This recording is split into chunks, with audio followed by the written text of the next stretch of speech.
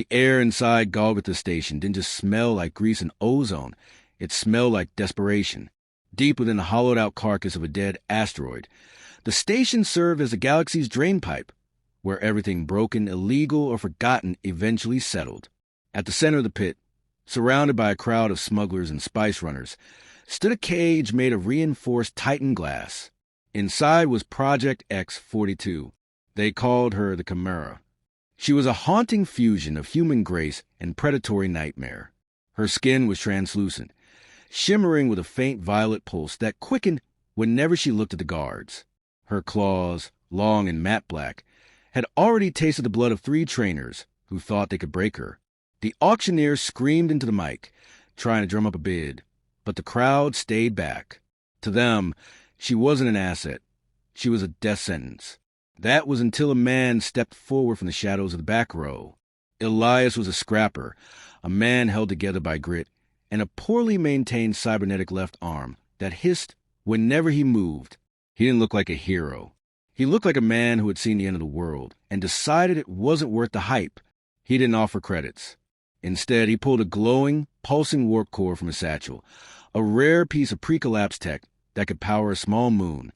The core for the girl, Elias said, his voice like gravel. The deal was struck before he could change his mind. But Elias didn't wait for the guards to leash her. He walked straight to the cage, punched in the override code, and swung the door wide. The crowd gasped, expecting a bloodbath. Elias simply looked into Nova's shifting, predatory eyes and spoke. "The door is open," he said. "You can kill me right now and try your luck with the station security. Or you can help me fix the engine on my ship, and we get the hell out of here together. Your choice."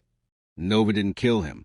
She stepped out, her violet glow fading to a soft, curious blue, and followed the scrapper into the dark. For the first 3 days aboard Elias's ship, the old Scar, there was only silence. Nova didn't speak. She didn't sleep. She spent her hours perched in the shadows of the rafters, watching Elias work. She was waiting for the trap. Every master she had ever known eventually used the pain inducer or the whip, but Elias didn't even have a gun. He spent his time swearing at a leaking radiation valve, his mechanical arm sparking occasionally. He treated her like a ghost, present, but not a threat. The turning point came during a routine hull repair. A stabilizing strut snapped, pinning Elias's biological leg against a bulkhead as radiation began to hiss into the bay. He didn't scream. He just gritted his teeth and reached for a lever he couldn't quite touch. Nova dropped from the rafters, her movements a blur of lethal elegance. She had the strength to tear the ship apart. Instead, she placed her glowing hands on the Titan steel strut and bent it like it was made of tin. She pulled him free. As Elias leaned against the wall, gasping for air, he looked at her, not with fear, but with a tired sort of gratitude. "I guess we're even now," he wheezed. Nova tilted her head, her skin pulsing a warm amber. For the first time, she spoke. Her voice was a haunting resonance, like 2 notes played at once. "Why? Do you not fear the monster?" Elias pulled back his sleeve, revealing that his prosthetic arm wasn't a choice. It was a scar. Beneath the metal were the same surgical ports Nova had. "Because I was a project once, too. Nova. Different lab. Same bastards. They don't make monsters. They just make weapons that eventually realize they have a soul. But their peace was short-lived. Ethelgard Dynamics, the corporation that had grown Nova, didn't like losing their property.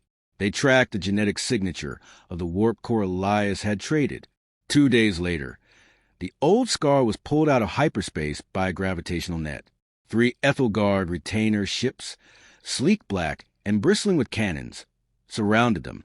The lead hunter, a cyborg named Vane, hailed the ship. "Scrapper." Vane's voice echoed through the comms. "Hand over the X-42 unit and the warp core, and we might let you live long enough to find a vacuum-sealed coffin. You have 10 minutes. Nova's skin flared a violent, angry crimson. She looked at the airlock, ready to launch herself into the void to fight. She looked at Elias, expecting him to hand her over to save his own skin. Instead, Elias started laughing. He began rerouting the ship's power, his fingers dancing across the terminal with a speed Nova had never seen. "Nova," he said, "I've spent my whole life fixing things that were meant to be thrown away. Today, we're going to fix their mistake." He didn't surrender. He used the warp core, the very thing they wanted, as a lure. He didn't just power the ship. He used it to create a localized EMP pulse. As the retainer ships closed in, Elias triggered the overload. The old Scar went dark, but the Ethel Guard ships suffered worse. Their advanced systems fried instantly. In the chaos of the blackout, Nova moved. She didn't need electronics to see. She was a biological apex predator.